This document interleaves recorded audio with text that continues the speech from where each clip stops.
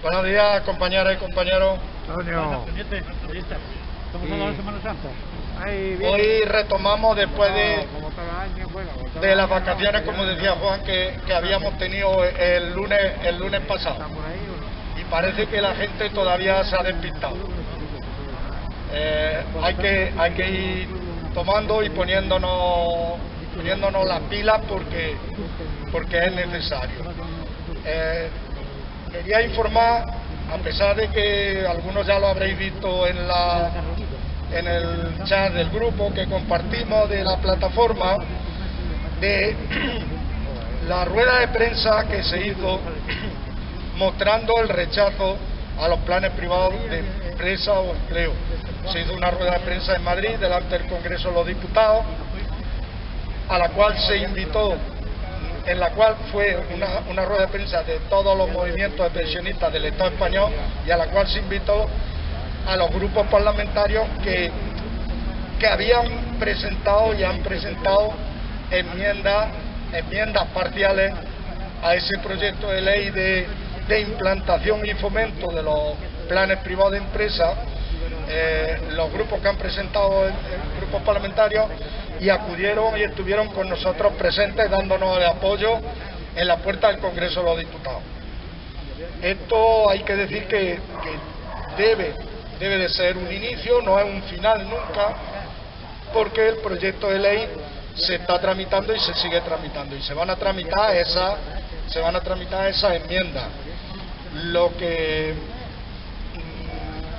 que obtuvimos de esos grupos parlamentarios era el compromiso de que ellos van a trabajar dentro del Congreso de los Diputados, trabajar con el resto de grupos, con otros grupos, con los grupos más afines, para intentar buscar el apoyo a esas enmiendas y que puedan salir adelante esas enmiendas, que prácticamente lo más importante es que hay una enmienda que coinciden todos los grupos que la han presentado: Esquerra Republicana, Unidas Podemos, Más País, Compromís, EH Bildu, y coinciden en una enmienda que es dejar los planes privados de empresa sin el añadido de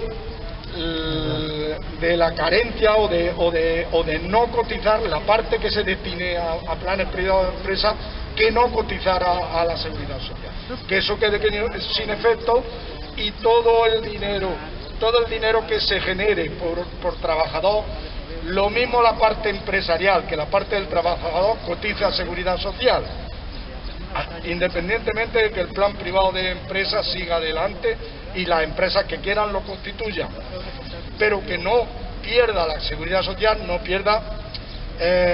pierda ingresos por estos planes privados. En ese sentido van una enmienda que coinciden todos los grupos, y lo que hemos obtenido es el compromiso de que van a trabajar en buscar apoyo de otros grupos parlamentarios. Nosotros, como movimiento de pensionistas, también tenemos como tarea, y hemos cogido como tarea, hablar con los grupos parlamentarios, explicarles el rechazo, que nos expliquen por qué no puede salir, por ejemplo, adelante esa enmienda. Y ya teníamos nosotros aquí en Linares, habíamos cogido el compromiso de hablar con el grupo parlamentario socialista, que es el grupo mayoritario del gobierno, y es el que presenta el proyecto. En ese sentido, el resto de movimientos pensionistas del Estado español van a tener contacto, cada uno en su comunidad autónoma, en su zona de influencia, van a tener contacto con los grupos, pero principalmente con diputados de esas provincias o de esas comunidades autónomas del Partido Socialista, para explicarles nuestra postura, para explicarles nuestro rechazo, razonarles nuestro rechazo y debatir con ellos el peligro de iniciar con estos planes privados de empresa una reducción de ingresos. Fijaros una cuestión: solo a mes de marzo,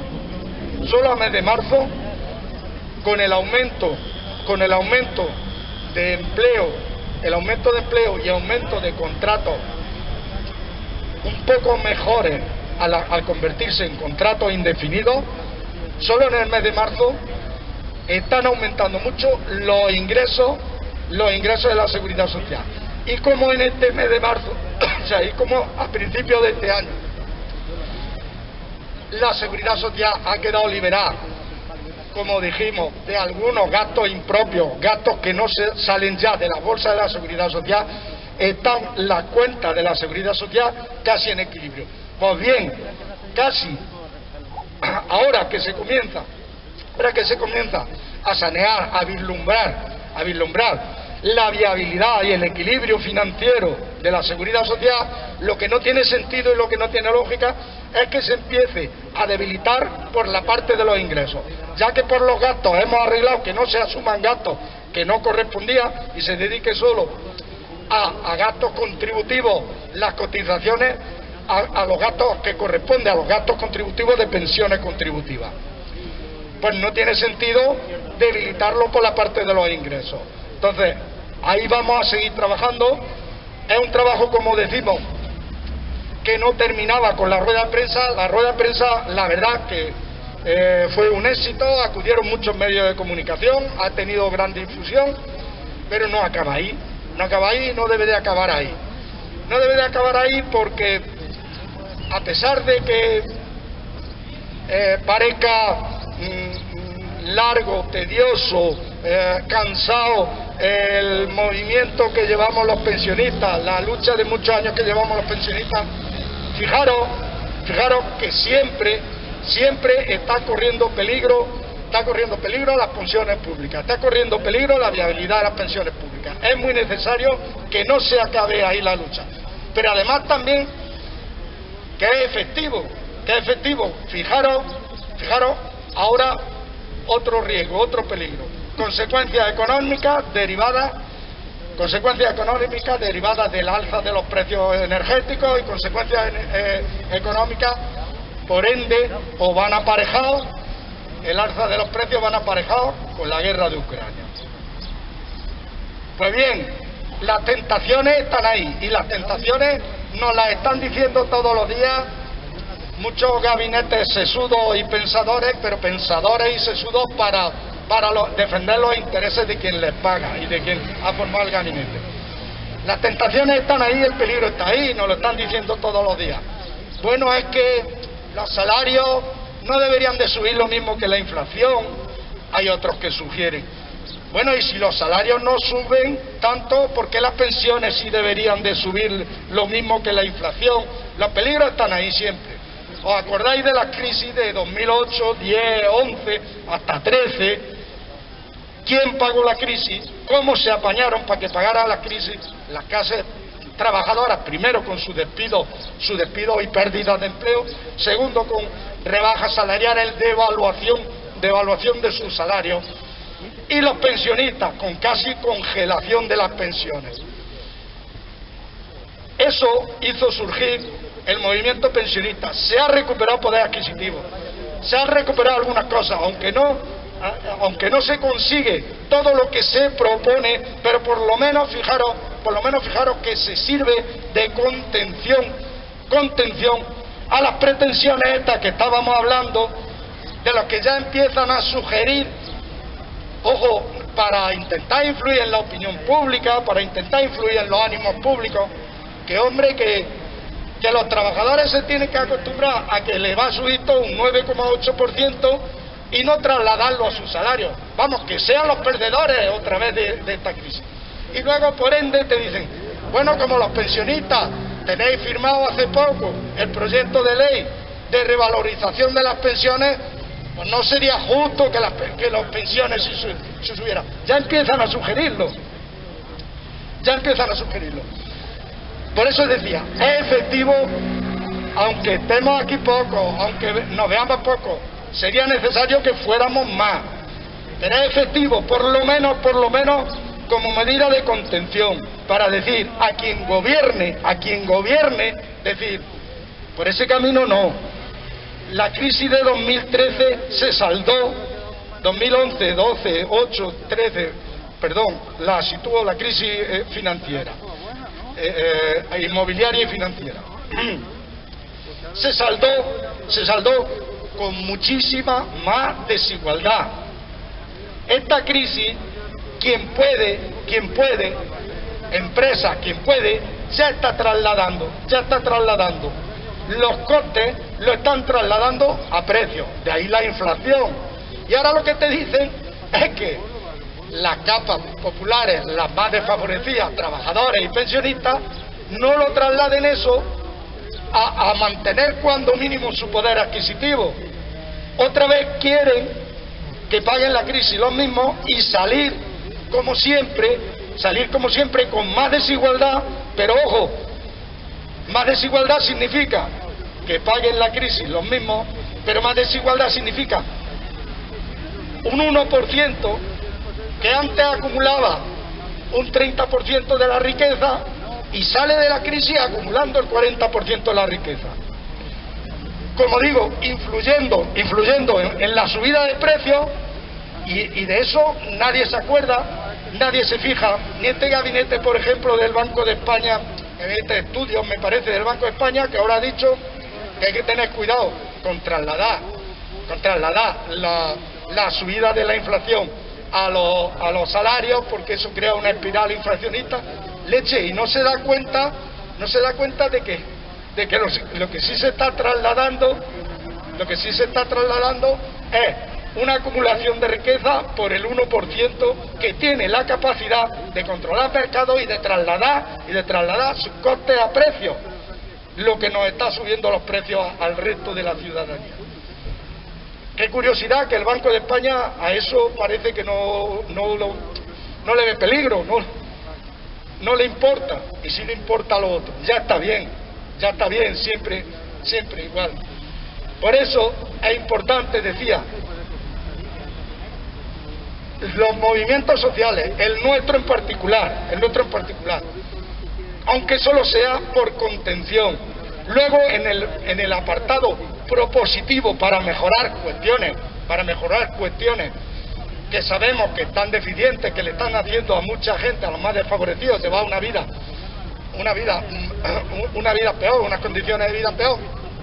En la cuestión propositiva algo se ha conseguido, otras muchas cosas no, pero cuando vimos la función de contención, en la misión de contención, estamos aquí, seguimos aquí y deberemos seguir aquí para eso, para decir a quien gobierne, ojo, por ahí no, a las clases populares no vaya a lo fácil, que es, como siempre, al más débil, pero resulta que el más débil es el más numeroso de la sociedad.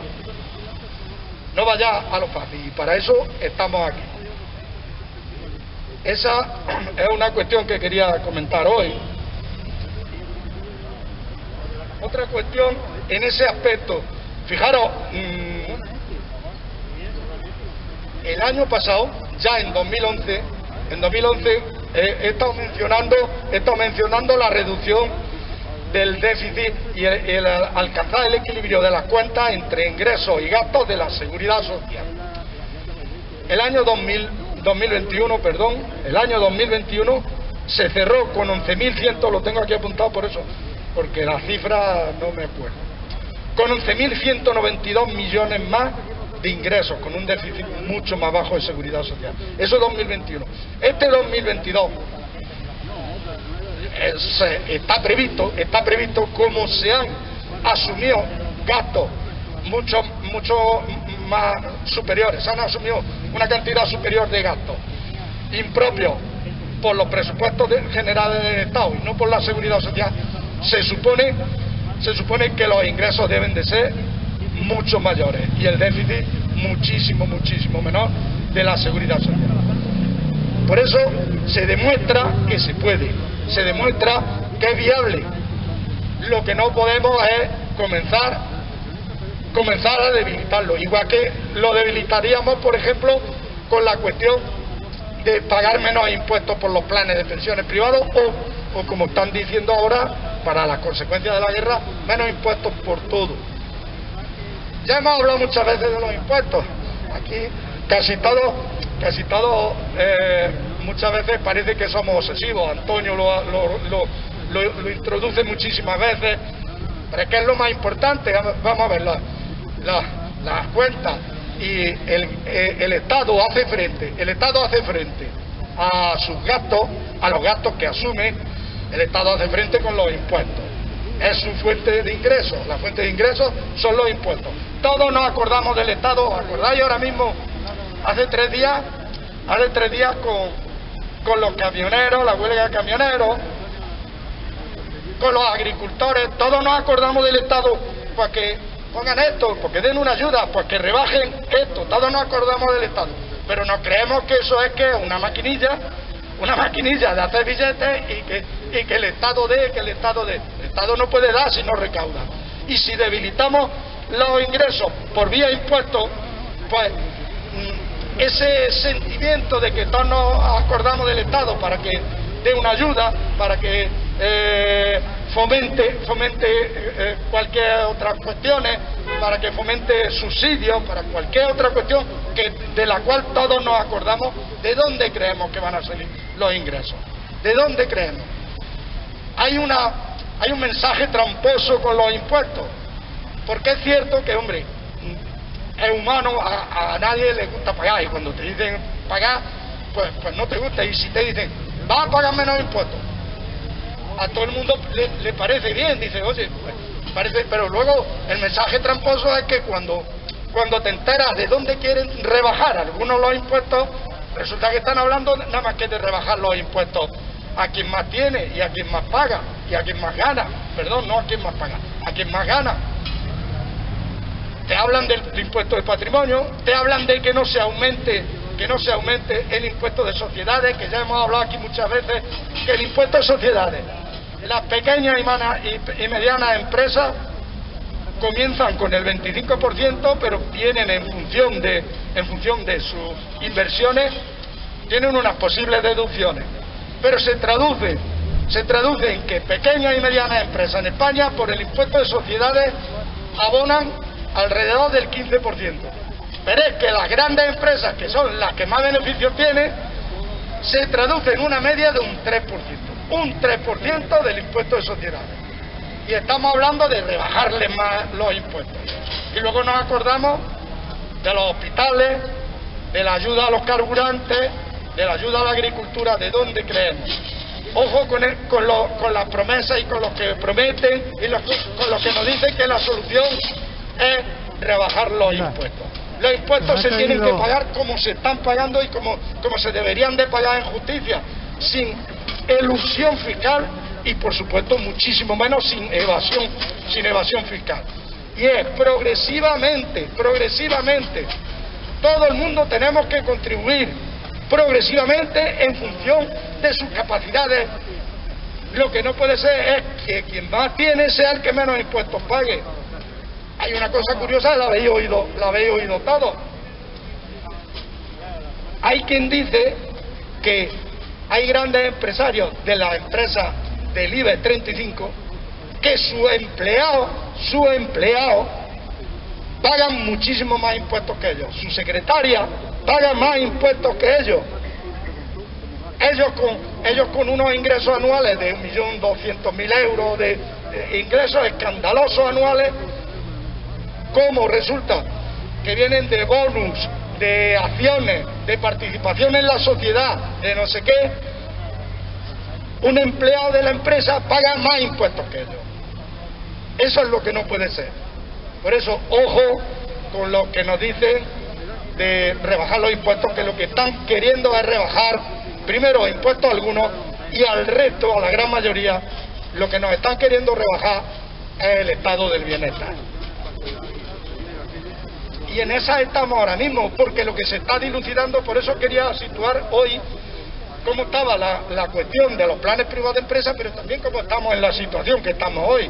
Y si queréis debatimos ahora de eso, la situación en la que estamos ahora mismo en España, inmersos por esta de una guerra, pero por las consecuencias económicas derivadas. Y lo que se está dilucidando, y todos presionan, como decía, con esos gabinetes, que uno es el gabinete de Funca de la Fundación de Caja de Ahorro, otro es el gabinete, que van a hacer informes a la medida de quien les paga, informes a la medida de quien les paga. Pero hay un bombardeo, ahora estamos asistiendo a un bombardeo mediático en los medios de comunicación, también lo mismo.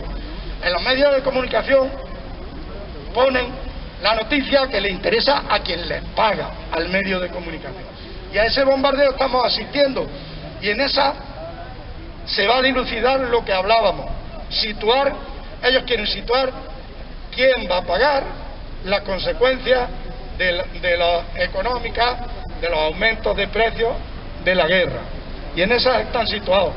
Y ojo, hay ya muchos poderosos que han elegido un objetivo y han elegido quién lo va a pagar. De nosotros dependerá que seamos ese objetivo o no lo seamos.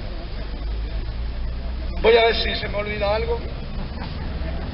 Y si no, pues hablamos y debatimos sobre esto y sobre qué medidas, sobre las medidas en contra de los planes privados de empresas.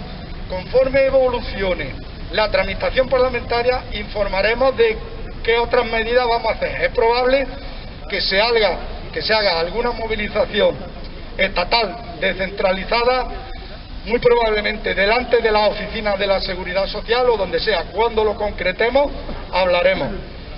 Y del resto, bueno, pues nada, lo dejo y abrimos un turno de palabras. Déjale a Antonio.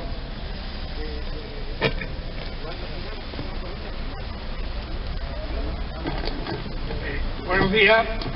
Cuando los medios de comunicación, que todos siempre obedecen a su amo, nos dicen o dicen a la sociedad que miren a la subida de los pensionistas, que son los beneficiados, tendríamos que decir que antes que toda la sociedad mire precisamente al reparto de dividendos que están haciendo esos medios empresariales que han cargado precisamente todos los perjuicios que pueden tener y más a costa de los precios que vienen, porque ellos que están en el principio de la producción ya sobrecargan con mucho más, y esa sobrecarga siempre va a tener que repercutir sobre nosotros. Hay otra cuestión importante que es, por ejemplo, el tema de la banca. Cuando se le ha apretado a la banca y quieren mejorar su imagen, resulta que siempre acuden al medio público. El Santander, para aligerar las puertas de sus sucursales, ha llegado a un convenio con Correo para que sea el mismo Correo quien atienda la transferencia de dinero desde allí. Es muy curioso que Correo, que es una empresa semipública, pero que ahora el Estado ya tiene la mayoría completa, si tiene perjuicio porque está haciendo un servicio que le toca a la banca, que es la que obtiene esos beneficios, lo vuelva a pagar el Estado. Nos damos cuenta que allá, incluso cuando se habla también de privatizar, es lo que han hecho generalmente también con el servicio de banca, porque todo lo que era semipúblico, que es el caso de las cajas de ahorro, ellos la han privatizado completamente. Y como consecuencia de eso, ¿qué es lo que ha pasado? Pues que todas esas instituciones que prestaban un servicio beneficioso para el pueblo, porque no tenían que rendir cuenta a la bolsa, ahora sí tienen que rendir, y resulta que todos lo hemos puesto un poco en el juego de la bolsa, que las grandes empresas, antes de hacer cuentas, ellos la rinden siempre a sus impositores, y es ahí donde tienen obligaciones las cajas de ahorro. Decía antes también el compañero que FUNCAD, hay dos asociaciones, una que es completamente, pues, es el caso de las cajas de ahorro que siguen teniendo todavía el régimen anterior, y las que están a medio privatizar. Las dos llevan el camino precisamente de rendir cuentas en el IBEX 35, en el juego de la bolsa, y ellos llevan precisamente el juego, a ver dónde invierto más para que obtenga más. Y los beneficios que obtienen es después de dar grandes primas a todos los directivos de los bancos. Cada uno de ellos tienen unos sueldos millonarios desde principios de temporada. Y eso sale precisamente de esa privatización que se ha hecho del conjunto del sistema productivo y del sistema financiero. Es importante de verdad que cuando nos dicen que hay que apretarse y que hay que ver los privilegios que pueden tener los pensionistas, que todos miremos la junta de accionistas, cuáles son los dividendos que allá entregan a cada uno de los accionistas, y cuál es el sueldo que se han puesto los directivos de esas empresas. A partir de ahí, si miráramos eso, se le habría acabado el chollo de decir siempre que cualquier colectivo de trabajadores sale privilegiado con respecto al conjunto. Es importante volver a eso. Y ya no digo más. Ahora se nos quiere decir también que carguemos con la factura especial de la guerra. Una guerra que, como sabemos, ha servido para resucitar a la OTAN, que era una estructura militar internacional que ya no tenía sentido y que, por iniciativa de quien manda en ella, Estados Unidos, resulta que vamos a tener que incrementar el presupuesto. El presupuesto de defensa en España siempre ha sido superior al que se nos ha dicho, porque en los presupuestos generales había un porcentaje, pero luego, como siempre había una desviación, el presupuesto se multiplicaba por 2 en general al final de cada año.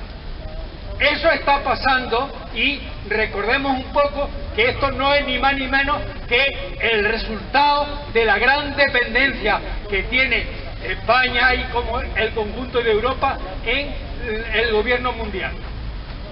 Estemos pendientes de todo eso, que hay mucho camelo en el tipo de administración que nos presentan por esas ventanillas que son únicas.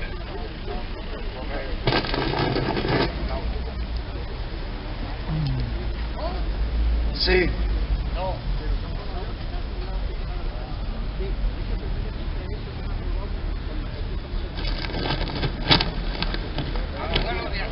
Muy buenos días. Vamos a empezar por el final para que no se nos vaya de la cabeza.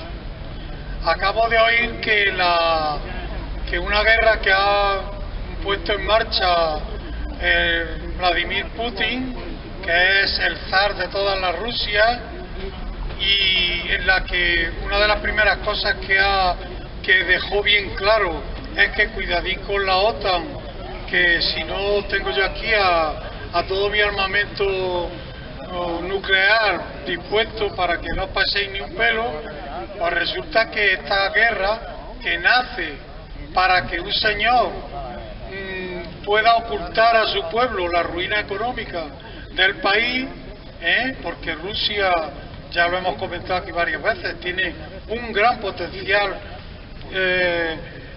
militar, pero un escasísimo poder económico. Y está ahí gracias a que China que no le interesa que Rusia caiga en este tinglao, pues está aguantando. Entonces, bueno, vamos a ser un poquito serios. La OTAN está ahí desde hace mucho tiempo. La OTAN se ha distinguido para bien y para muy mal en todos los conflictos que ocurrieron a partir de la descomposición de la Rusia soviética. Entonces no engañemos a la gente o no distraigamos a la gente con cosas que no son lo que son. Esta guerra, Antonio, la ha montado Putin porque Putin le interesa, con el objetivo de la Gran Rusia, pues hacer una especie de imperio de Chichinabo, y con su potencial y sus conocimientos de la geoestratégica, la geoestrategia, pues tenernos a todos entretenidos. por supuesto que la OTAN tiene que responder, porque es que entre Ucrania y Rusia, entre Rusia y la OTAN está Ucrania, Suecia y Finlandia, que son 3 países que no están en la OTAN y que están ahí y que están aguantando, ¿eh? Pero entonces me parece muy arriesgado y muy inexacto decir que esta guerra la ha montado Estados Unidos para reforzar la OTAN. En absoluto. Esta guerra la ha montado Vladimir Putin porque él no es heredero de Lenin, es heredero del zar Nicolás y lo que quiere es la Gran Rusia, y lo que está es recuperando los terrenos que él considera que era la Gran Rusia. Para nada está reivindicando el régimen comunista, que fue el acicate del que echó mano Estados Unidos en su momento para crear la OTAN, y nada de nada. Eso por un lado. Por otro lado, cajas de ahorro. Qué pena las cajas de ahorro, qué lástima, con lo bonitas que eran y tanto bueno que hacían, ¿eh? Llegaba el partido en el poder, ponía su amiguete allí, colocaba a todo Cristo, se llevaban lo que podían, tarjetas negras, la tarjeta negra para sindicalistas, para socialistas, comunistas, pepistas y de todo trapo. Qué bonito, qué bonito, qué bonito. Hasta que llegó el tío Santo con la rebaja, y entonces nos dimos cuenta de que esa cosa tan bonita de las cajas de ahorro era un globo que se estaba hinchando y que iba a explotar, como así fue. Y se llevó 60.000 millones, porque los 60.000 millones, lo voy a repetir todas las veces que haga falta, no fueron para el Banco de Santander ni el Banco Bilbao Vizcaya, no, fueron para las cajas de ahorro. Una caja de ahorro, Bankia, caja de ahorros del obispo de Córdoba y tantas, ¿vale? Bueno, entonces, ¿qué pasa? Que los bancos son empresas, los grandes, los chicos, los medios pensionistas, que esas empresas tienen como objetivo dar unos intereses, un dinero a los socios que tienen, pero también tienen otro objetivo que nunca nos fijamos en él, que es el objetivo de que al menos el dinero que tenemos depositado en ellos no desaparezca, ¿vale? Entonces, un banco antes de que eso tiene que asegurar y garantizar que el dinero, el líquido, esté ahí, y que nosotros todavía tengamos la confianza de que de una manera o de otra, con cola, sin cola, cada vez que queremos dinero está ahí para que nos lo den, ¿vale? Entonces, ¿quién garantiza en una situación o después de una situación de crisis como la que pasamos tanto nosotros como prácticamente todos los países del mundo en 2008, quién garantiza que seguimos teniendo nuestro dinero y no hemos tenido que entrar en un corralito tipo Argentina? Pues lo garantiza que los bancos han vendido su capital a otros capitales para garantizar estabilidad. Y ya comenté el otro día que el Banco de Santander, el terrible Banco de Santander, que por intereses pues nos centramos en hacer creer que el Banco de Santander es la señorita Botín o la señora Botín.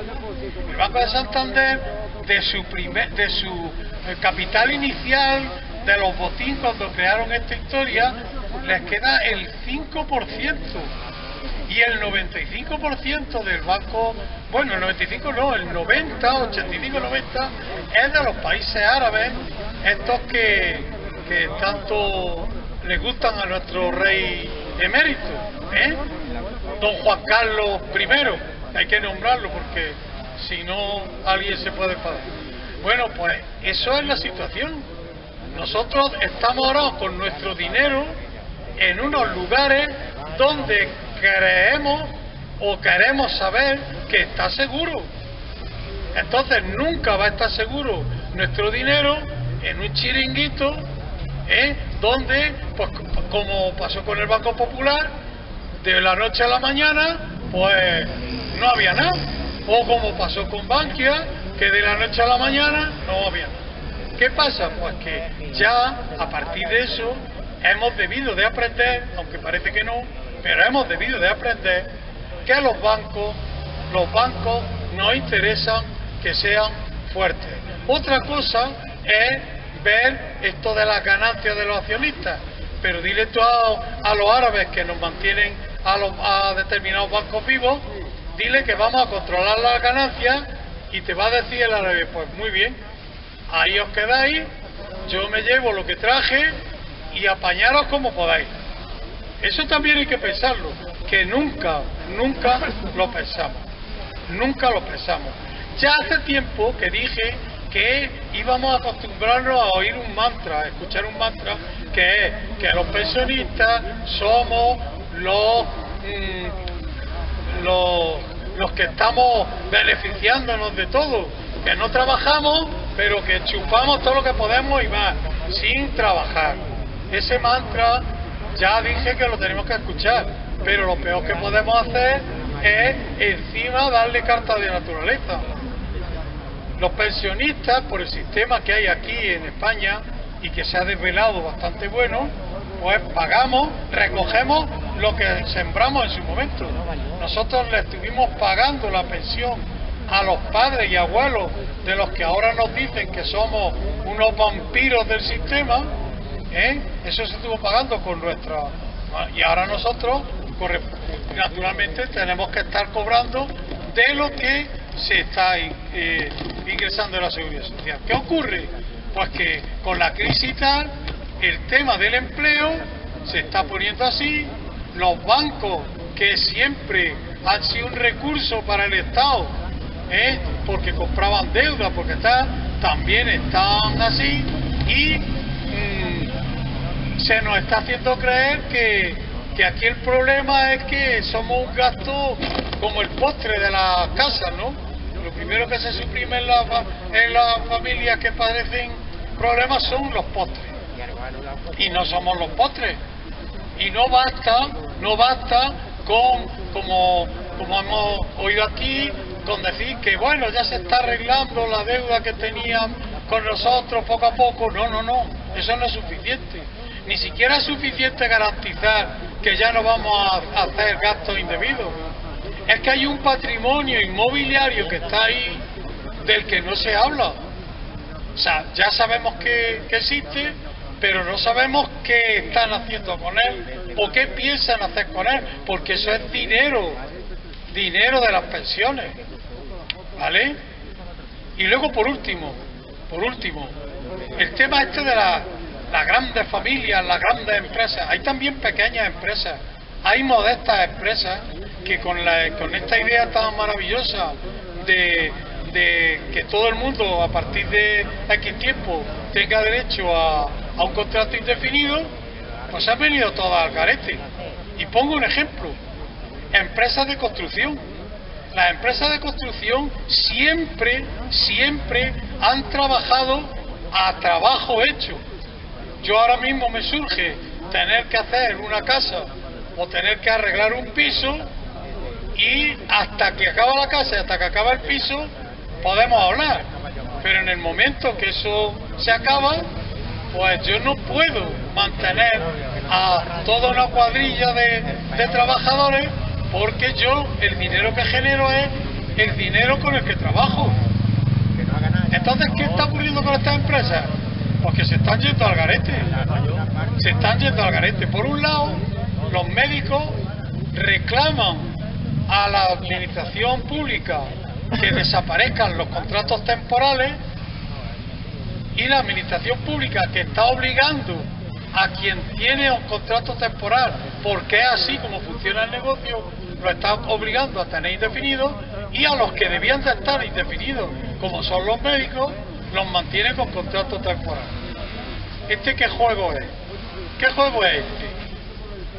Vamos a dejarnos ya de bueno, malo, tal. Vamos a ir al terreno y vamos a saber que en España lo único que hay somos los que pagamos nuestros impuestos, y los impuestos son los que tienen a España funcionando, y los que no los pagan. Y además, una cosita más, de los que los pagan, más de uno, si pudiera y tuviera la capacidad que tienen los que no lo pagan, ya tendría alguien que le arreglara las cuentas para pagar menos de lo que pagan. Eso hay que asumirlo, y cuando lo asumamos, pues entonces podremos dar reacciones éticas a uno y a otro. Pero mientras tanto, ahí es donde estamos. Sí. Déjale a Antonio.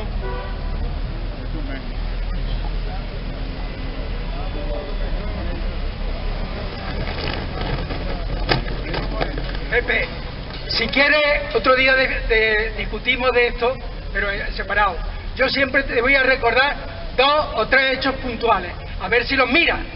En principio, ese sinvergüenza de Putin, que lo es, y es el causante inicial de esta guerra, que ha entrado, entre otras cosas, al trapo de otros, también.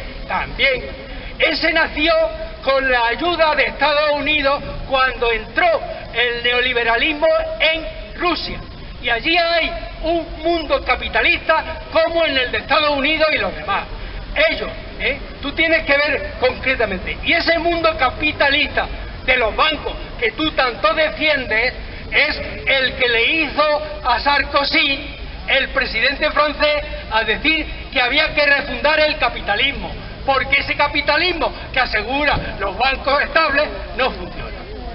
Así que, por favor, son nada más que 2 datos, te he dicho, para que bajes y no nos des ese baño de realismo y de impotencia que efectivamente existe. Pero miremos exactamente lo que está a nuestro alcance. A ver, más palabras. Ahora otro.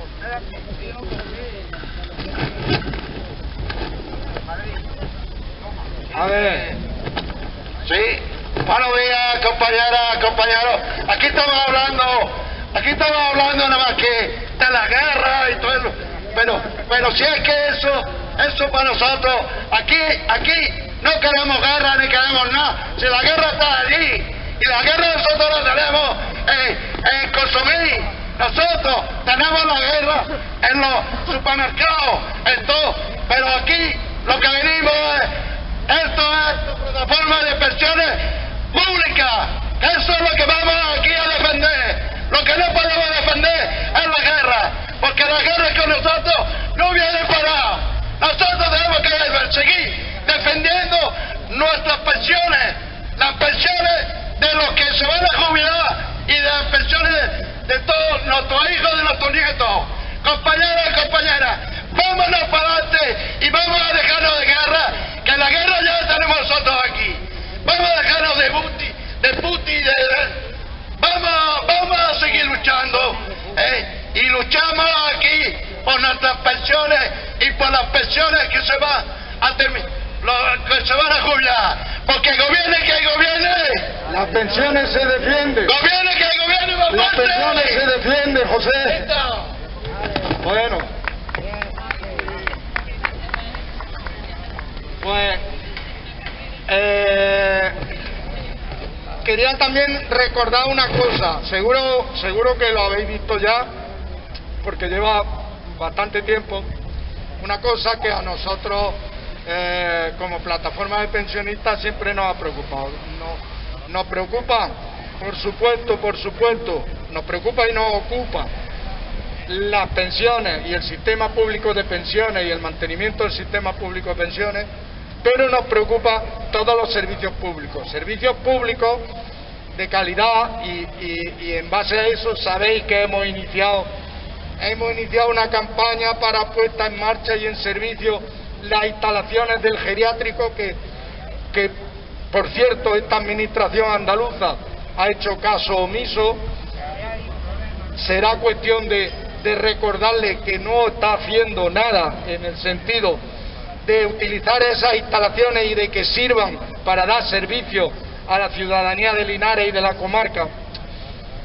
Pero habréis visto también que se está preparando una reforma de las universidades andaluzas y la Universidad de Jaén, de la cual existe universidad en el campus de La Lagunilla en Jaén y el colegio universitario, la Escuela Politécnica Universitaria en Linares, lo que antes era Perito, la Escuela Politécnica Superior de Linares.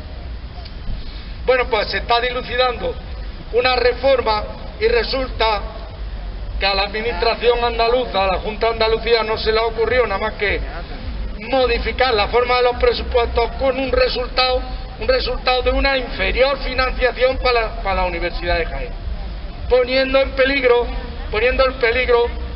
el futuro, o poniendo en peligro viabilidad, o poniendo en peligro algunas carreras en la Universidad de Jaén. Lo decimos como ciudadanos, nos ha preocupado siempre, nos hemos unido otras veces a otras plataformas de la provincia reivindicando servicios públicos dignos y mejores para la provincia, que la provincia salga de la espiral en la que está metida de pérdida de población, de pérdida de oportunidades para la gente joven.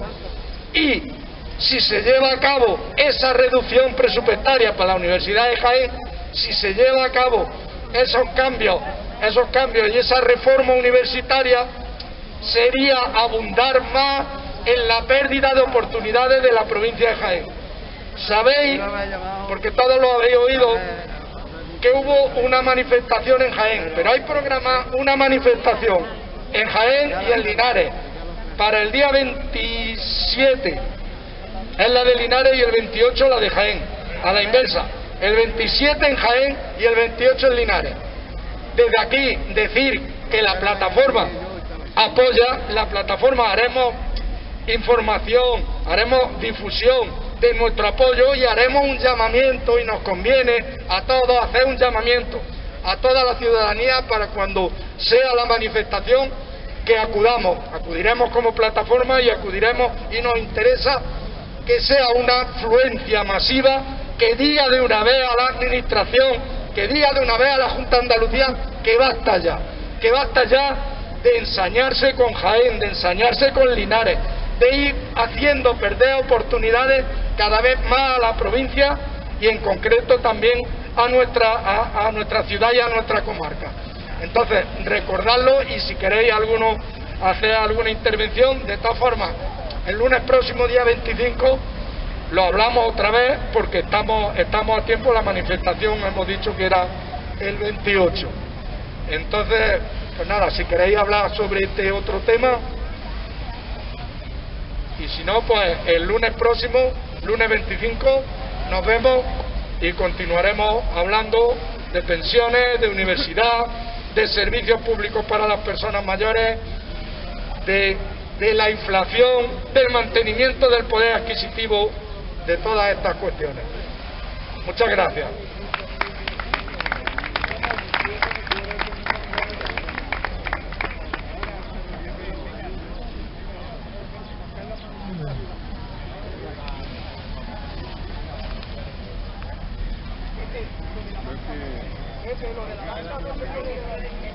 Lo que